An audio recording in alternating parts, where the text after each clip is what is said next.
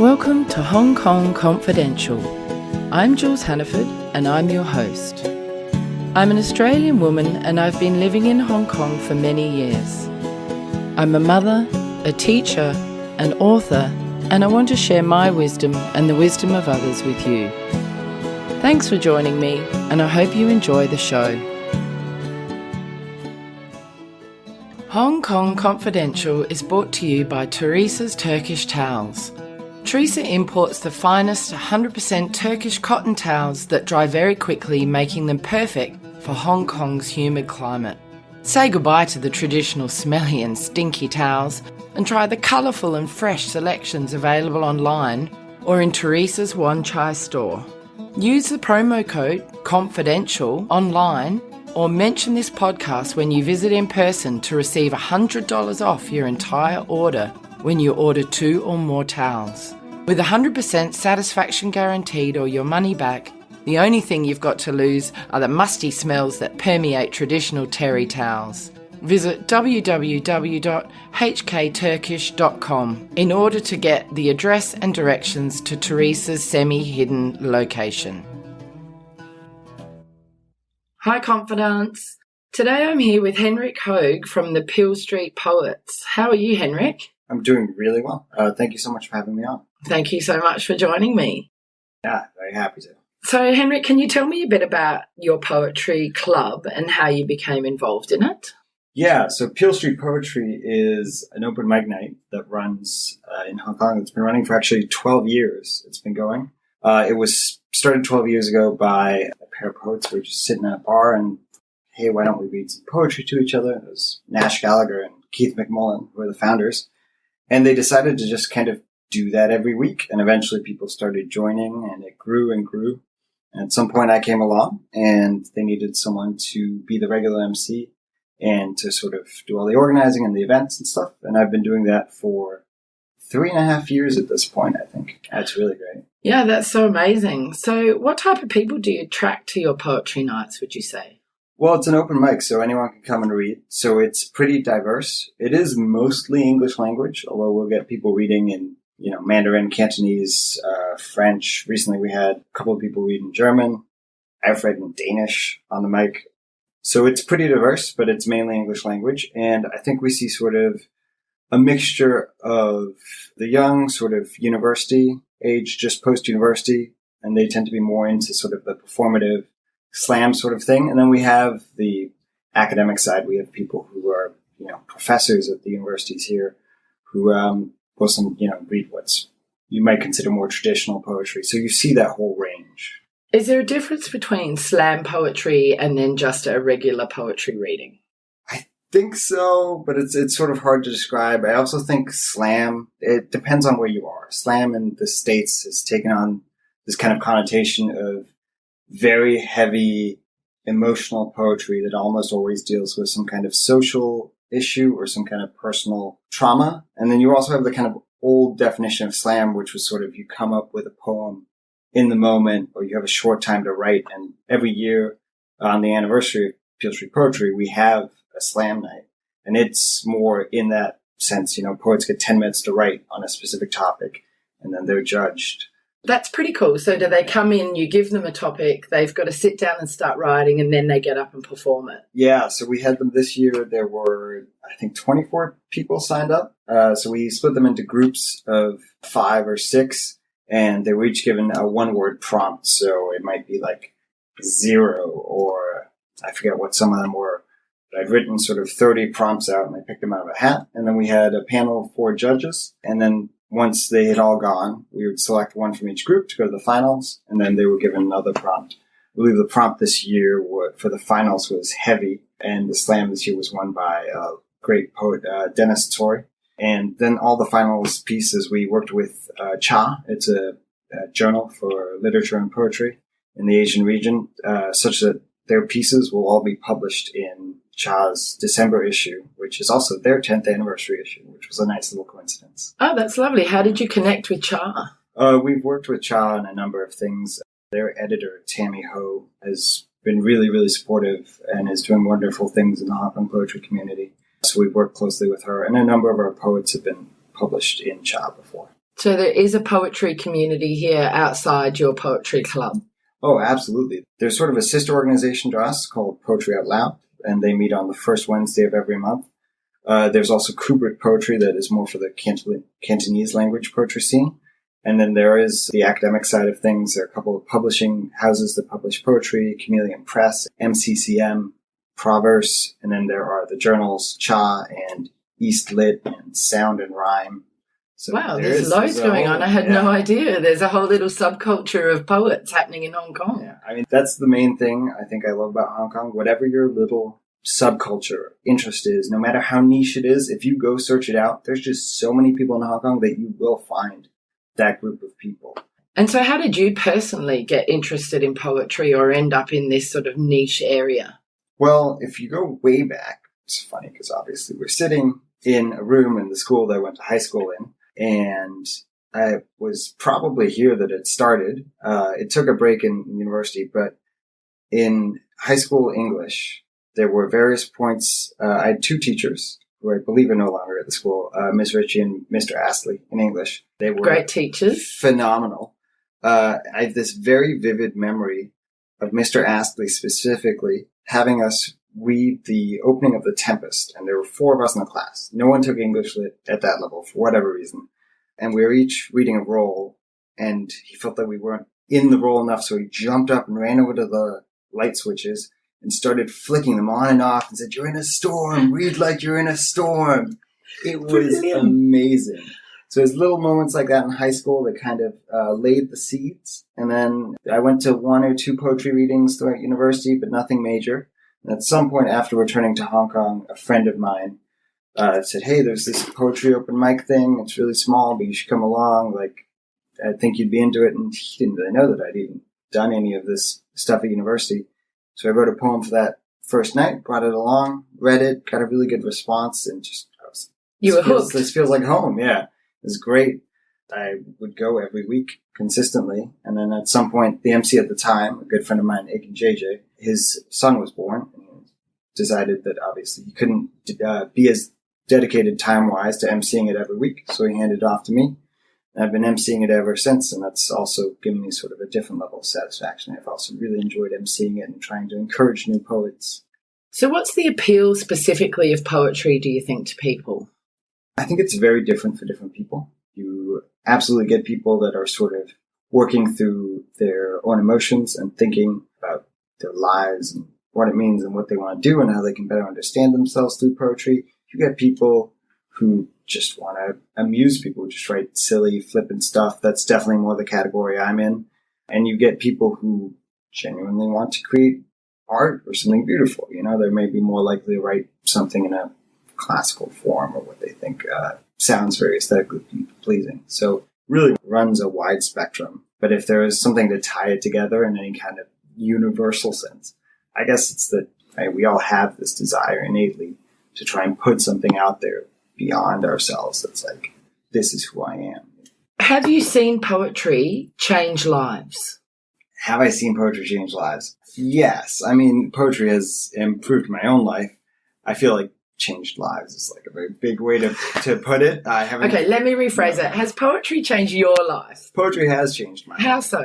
It's just been a steady source of happiness for me, both on the writing poetry and getting to perform it and seeing new poets sort of come in and go from, when they first step up on the mic, they'll usually be nervous. You can sometimes visibly see them shaking, to getting that confidence in their own self-expression and writing and changing as writers over time and just coming in and saying, "You know what, it was great. You made me feel welcome. I had a wonderful time." So that's the kind of small way that it changes lives. In the big way, like, I know that there are people that use poetry as a powerful tool to work through things going on in their lives or to communicate those things and better understand them personally. That hasn't so much happened with me, but it definitely does happen. So if somebody had some poetry that they would like to share with others and they were feeling a little bit nervous and reticent about doing that, what tips would you give them to overcome that initial kind of block of being able to get up and do it, to be able to come and share their work with others? Well, you could come to an open mic and sit and listen, and at some point you'll see someone come up who says, "Hey, it's my first time on the open mic." And when you see the response that the regular crowd gives them, just for saying like, hey, I've never done this before. It's so overwhelmingly positive that I think that can be a big sort of encouragement to, just go and try it.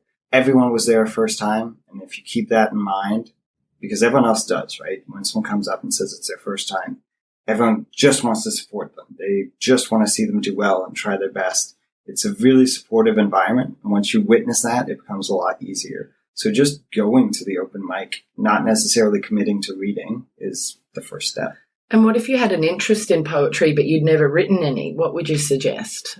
Again, lots of people come and just listen. But if you have your own interests, go read, find something you like, go listen. Open mics aren't for everyone either. And listening to live poetry isn't for everyone either. Some people just like to read it. And I know some people come to open mics who would probably never read poetry outside of that, but they like that performative element. Would people read their own work and works of others in these poetry collectives? Yeah, you can do either. We probably have about 90% is people reading their own work, but we definitely get people reading, the poetry that really mattered to them as they were growing up or whatever they're reading now. We have some people come along and they'll have memorized a Shakespearean sonnet or something. Oh, that's impressive. Yeah, it really is. That can be a difficult thing, memorizing your poetry and then performing it. But you don't have to memorize it. You can just read it. Yeah. No. We have a couple of regular poets who do that, but I think a lot of our poets also are sort of more writing focused, or they write a lot, so you don't always have time to go through and memorize your piece. And so would you call yourself a literary art collective? I'm not sure what that exactly entails, so no, I probably wouldn't. I like to keep it pretty simple. We're just a poetry open mic. I mean, I wouldn't know what part of us is really collective, and I'm pretty hesitant to sort of throw around the word art. Yeah. I mean, when you run a poetry open mic, you have to be somewhat wary of being pretentious, because poetry can very easily become pretentious. So do you try and avoid pretension? So my book is called Irreverent Poems for Pretentious People. Okay, great. Tell us about your book. So I guess I do try and avoid pretension, but isn't that inherently pretentious to do? So, it's a black hole of pretension that you'll get caught in no matter what. Well, a little pretentious. And so have you published this book? Yeah. So in 2015, after years of going to the open mic and collecting the poems I wrote, put them together in a manuscript, which I sent to the Proverbs Prize, which is a Hong Kong-based publisher that runs a yearly prize for unpublished works of either fiction or poetry. I was granted, I didn't win the prize. I won a sort of minor part of the prize, which included being published. So in 2016, they published the book, and it was really great. I was very happy to have gotten something published. Congratulations. Yeah. That's great. Good for you. There's a second one coming too, so we'll see how that goes. So do you actually get out and perform a lot as well as emceeing? Yeah, so we run twice a month. We used to do it 3 times a month.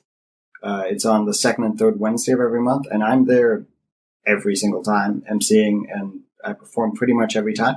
I'll go through slumps where I'm not writing as much, so either I'll dig an old poem out and read that, or I just won't read. Oh, right. I didn't realize you were so intensely involved in it every week and that you'd put a book together. Congratulations. That's so impressive. Thanks.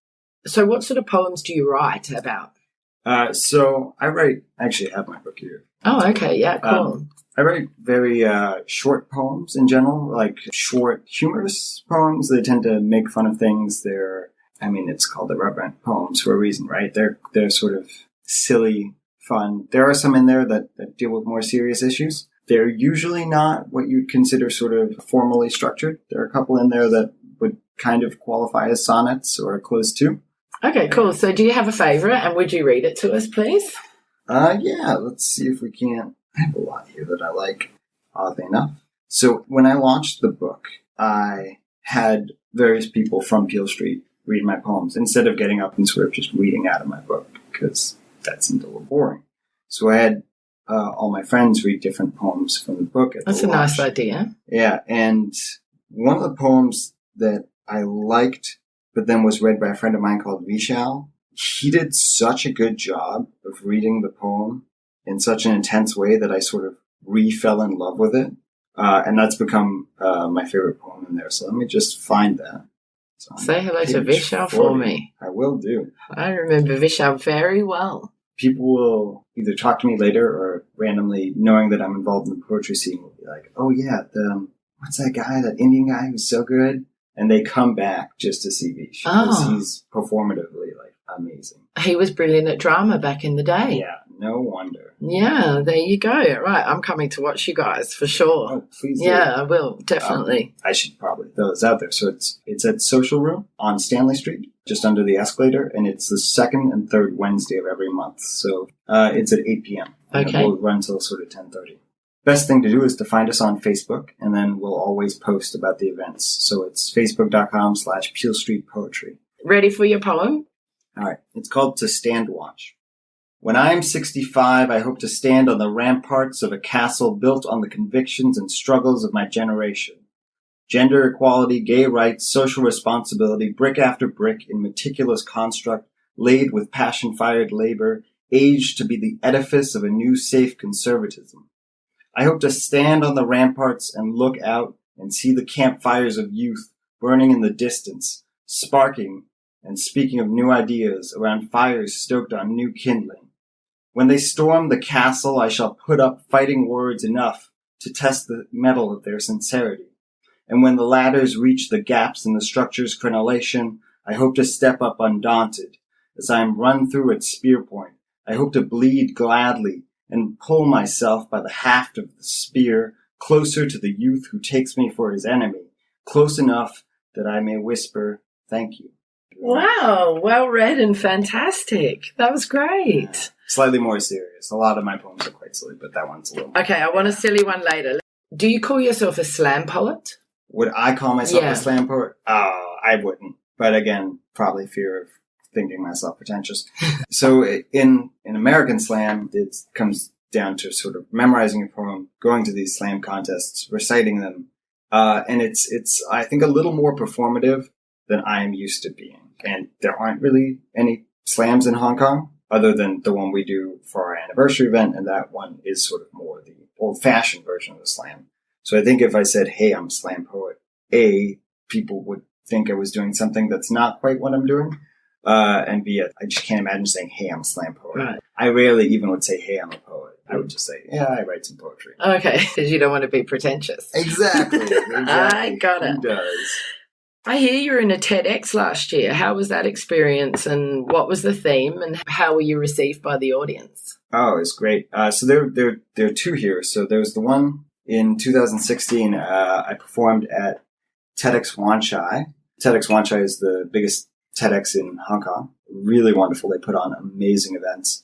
So the TEDx Wan Chai in 2016 was a women's event, and a couple of poets from Peel Street Poetry performed at it, including myself.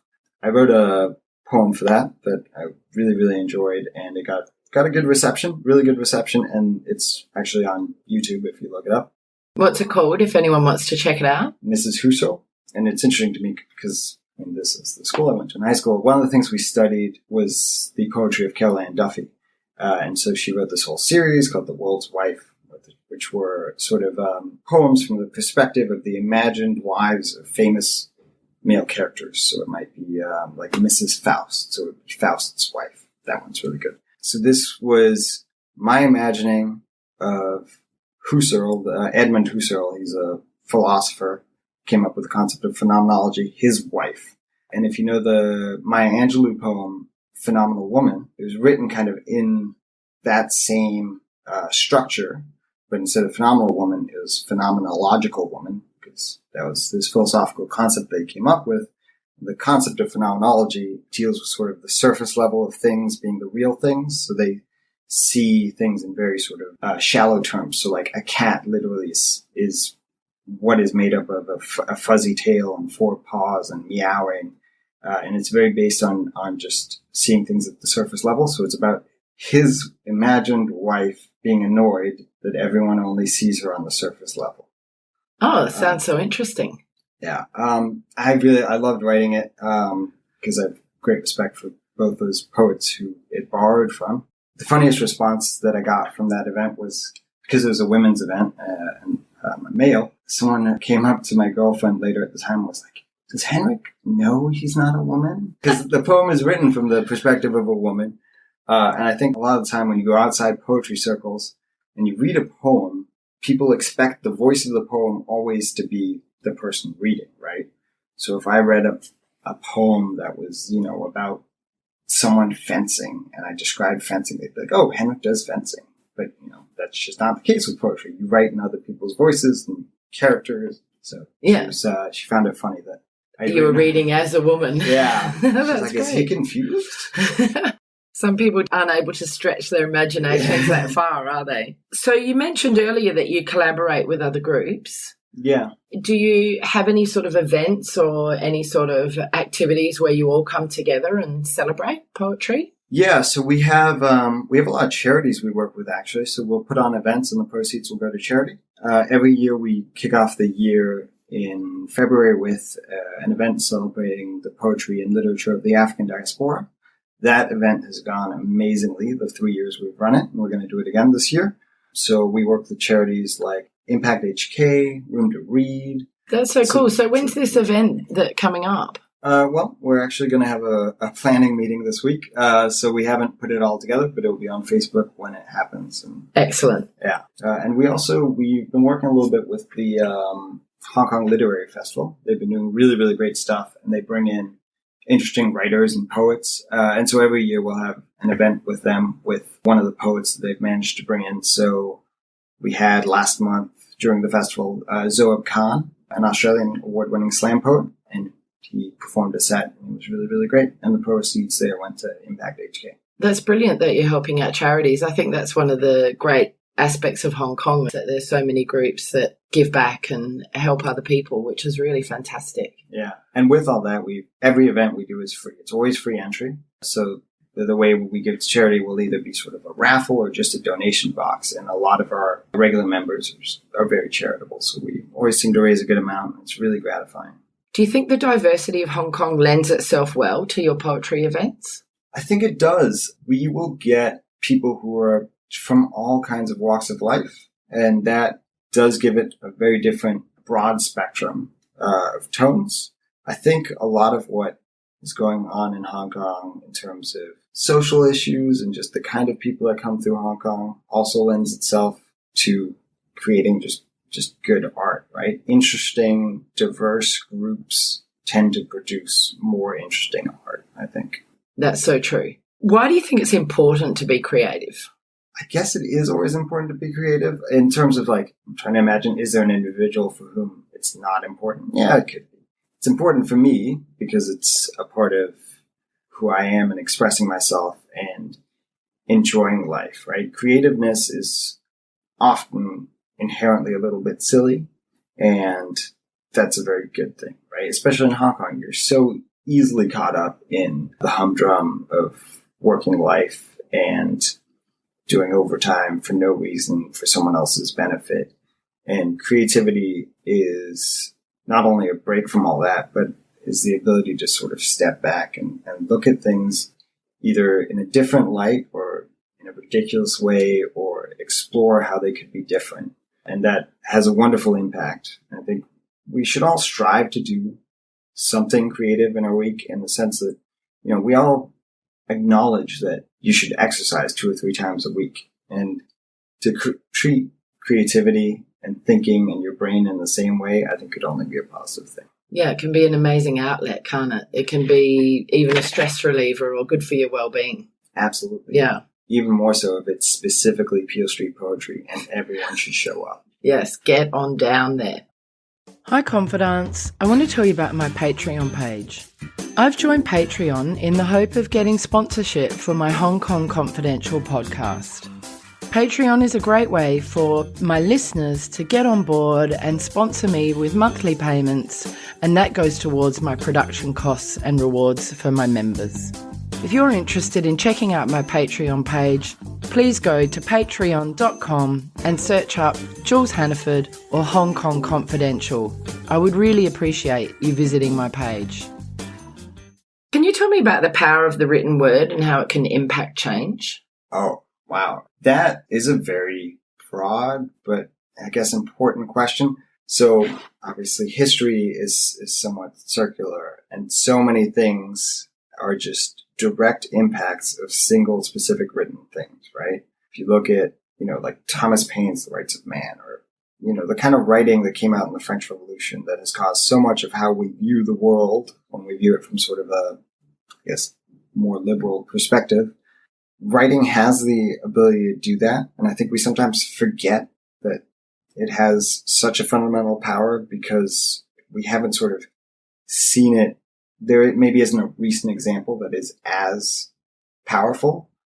And I think that's partly because the power of writing has dispersed a little bit and become really the internet, right? There's like micro level writing has become very powerful.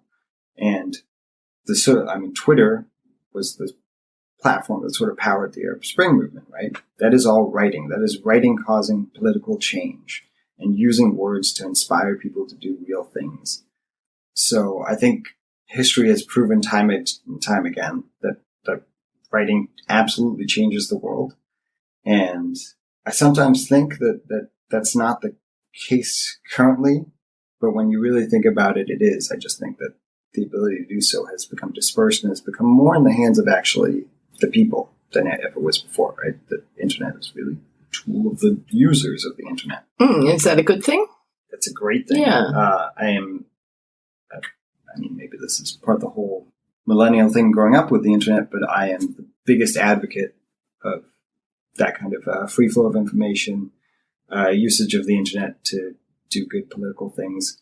And for example, right now there's all the legislation going on in America with net neutrality, and it saddens me a lot. And for example, last week at poetry, I read a poem about net neutrality and how messed up I thought everything that was going on was. So it helped me sort of express that. And actually it turned out there were a lot of people at that event that had no idea what was going on or what net neutrality was. So even in a very small way, a couple of people learned that, their rights stood a good chance of being taken away.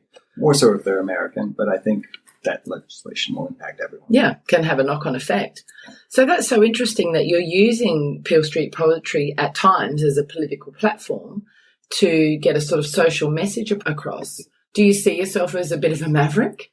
No, again, or as collectively as Peel Street Poets, a bit of a maverick operation?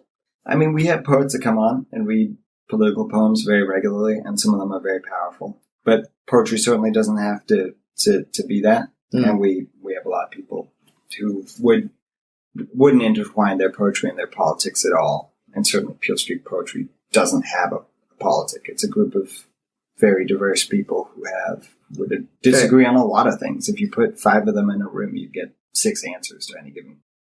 Does joining Peel Street Poetry build the self-esteem and confidence of the poets and the presenters? It 100% does. The ability to speak in public with confidence is something that you can only gain from experience. I genuinely believe. And Peel Street Poetry is a very safe environment to do that. And you're sharing something very personal, so it has to be safe and supportive and neutral. And I've seen so many people come through those doors who had to, rack their nerves and their brains to get up there, to get that self-confidence and almost trick themselves into just trying it. And then afterwards, you see the relief as they walk off the stage, and then they come back next week and they're ready to go. And then, a couple of months in, they're just professional, blowing people away. Yeah. And there's an adrenaline rush involved, isn't there? Which is really quite an amazing, almost natural high. Absolutely. It's funny, when I really hope this isn't an urban myth, but I've definitely read this before. But we'll Google it later. We will Google it later. More people fear public speaking than fear death when you ask them to self-report their fears. I think you are correct with this information. Yeah, you've heard that I've heard it before, right? Sure. Yeah. And it's important to overcome your fears, and public speaking is such a valuable skill to have, right? It's Hong Kong, so I'm going to appeal to people's sense of, job. So if you want something powerful on your CV and so a skill that really impresses people, public speaking is like the skill, unless you're going to go learn Excel. Excel is pretty cool too. But public speaking. But yeah, I hadn't thought of that, but that is something people could put on their CV that would impress. Yeah. Would you say that the popularity of poetry readings and slam poetry is on the increase globally? Globally, yes, absolutely. And locally too. I think the internet and online platforms like YouTube have obviously given people access to a near limitless level of content, and it's given performers this wonderful platform to spread the word and the ability to share performances and poetry that you like. So I think if you went back even 100 years, the most famous poet at the time would have been seen by far fewer people than a middlingly famous poet nowadays would if they, performed at some big events or, done a TED talk that's been shared a million times. A million people have seen it. Because of the internet and social media, it's got a much higher profile. Yeah, and poets stereotypically are often, a little on the quieter, shy type. And to know that people that think about the same things or want to express themselves in this way are out there, and you know that because of the internet and because you see these things, it makes it easier to come and go do that kind of thing, right? Yeah, because you feel like you're part of a collective. You feel like you're part of a movement or a group, and it's nice to belong to these little subcultures. Yeah, and the biggest difficulty for me running Peel Street Poetry is getting the word out that it exists, right? Yeah, I didn't know it existed. People come all the time and like, there's poetry in Hong Kong. They're shocked. But our retention rate is ridiculous. When people come, they tend to come every week. They tend to stay because they've finally found that this thing exists that they would have gone to if they had known all along. So that's why I tend to try and engage with things like this podcast to try and get the word out. So thank you for helping us do that. Oh, you're very welcome. It's so interesting. So I just caught on to something that you said there, that poets are typically quieter people. Would you say that most poets are introverts? Or is that too broad a statement? Yeah, maybe I am just avoiding broad statements too much. I would say, I think if you took the general population and you took the population of poets, I would think that the amount of introverts in the poetry population was slightly higher. Oh, interesting. You get these sort of, I think the concept now is called extroverted introverts. You get a lot of people who, when you talk to them in person, can be quite shy. But when they get up on the microphone and they're used to being there and they know they have something they want to say, they really come out of their shell for that 3 or 4 minutes. And then you go up to them later at the bar and you're like, that was great. And they're like, oh, thank you. So people put that performance hat on and they're a different person. That's quite common, but wonderful to see too, right? Because those shy people, it's great that they have an outlet. Can you share a story of how poetry has made a difference in your life or the life of someone you know?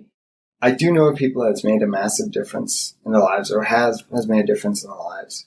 Working in mental health as I do, while poetry can be a great tool and can help someone, it would always be a leap to say poetry got them out of depression or something like that. Tell me about your work in mental health. What do you do? So I worked for 5 years as a literacy specialist at the Jada Sport and Family Development Center, teaching literacy mostly to dyslexic kids or kids that were otherwise struggling with literacy.